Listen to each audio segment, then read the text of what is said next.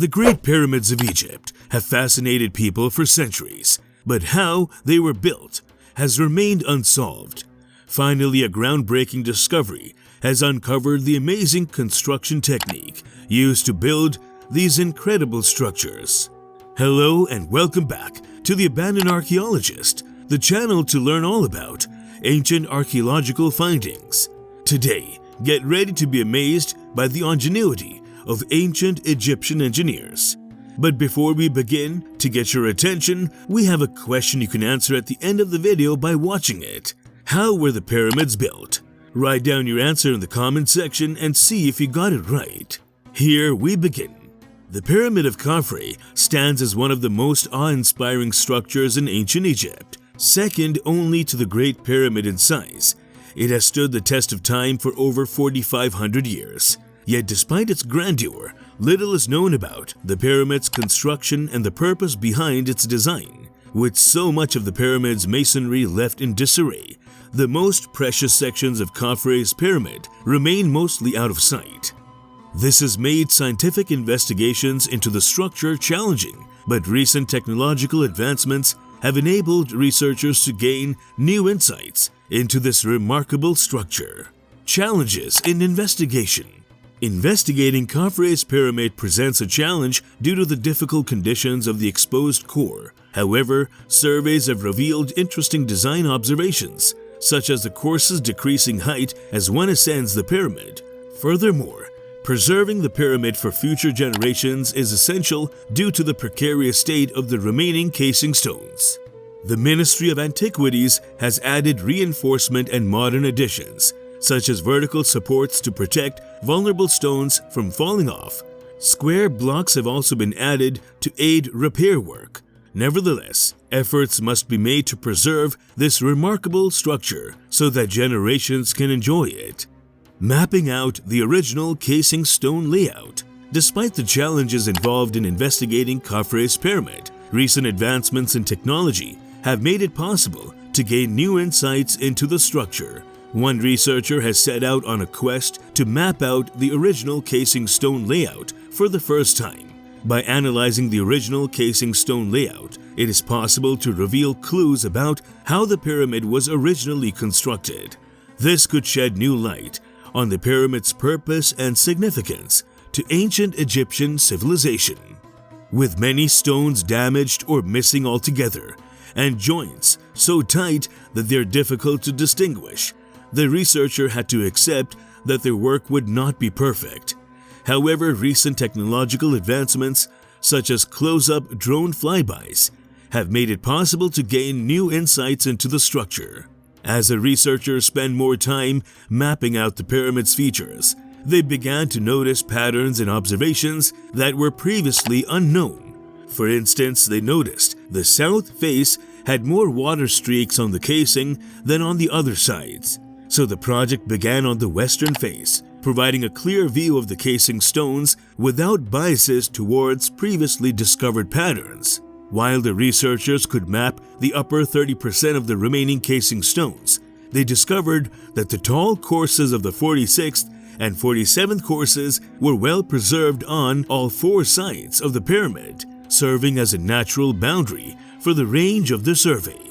Missing stone courses. When triangulating the missing courses at the top of Khafre's pyramid, the researcher calculated that 2.5 meters of stone were missing above the highest remaining block.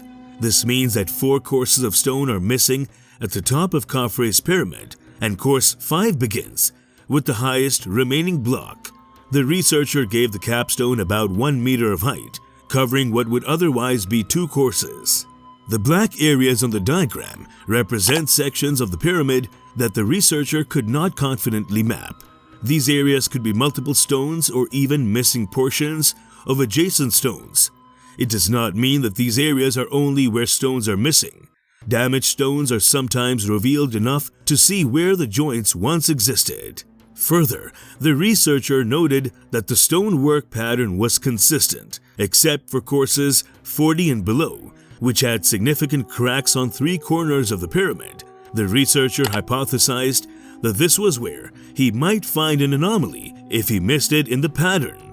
Though the layout for the corners was pre-established, the rest of the stonework on the western face did not point to an obvious pattern. However, a few subtle hints hinted at a more complex design, such as longer blocks trending toward the corners in the top 25 courses and the highest courses still containing long stones.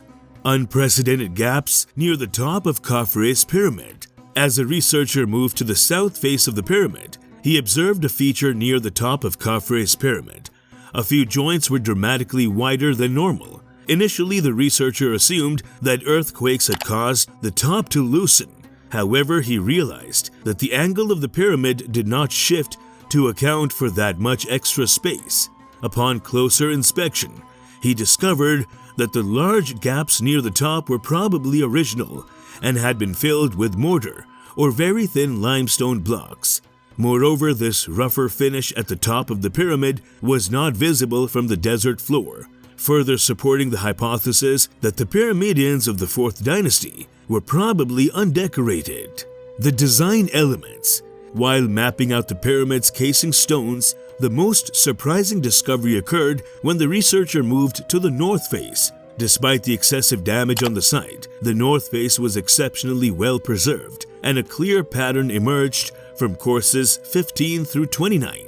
The pattern consisted of longer blocks making up the corners and adjacent stones, medium-sized blocks in the center overlapping one joint, and the smallest casing stones connecting the center stones with tapered edges. This pattern was so consistent that it could not have been accidental, suggesting it was an intentional design element. The pyramid's construction was also fascinating, with the builders laying the long cornerstones first to control the angle and make the corners more stable. After the cornerstones were laid, the builders filled the pyramid's center. The regularity of the work stages suggest they used a systematic approach to constructing the pyramid. As a result, Khafre's pyramid remains a testament to ancient engineering and design ingenuity. The tapered blocks and their distribution. One of the most fascinating aspects of Khafre's pyramid is the tapered blocks used to bond the center and corners together. These blocks are notably smaller than the other stones and have an edge that tapers to shorten their base. This shape suggests that the blocks were purposefully designed to fit from above and slowly sink into place with a perfect fit. The distribution of the tapered blocks on each face of the pyramid reveals a pattern that indicates where a ramp may have terminated. For example, the south face of the pyramid appears to have these small, tapered blocks trending towards the southwest corner. The pattern suggests that the southwest side is the most likely location for a ramp, based on the pattern laid out by the casing stones. This is an interesting parallel to the Great Pyramid, where the most well-conceived construction models place an external ramp terminating in its southwest corner. The need for in-person surveys and collaboration.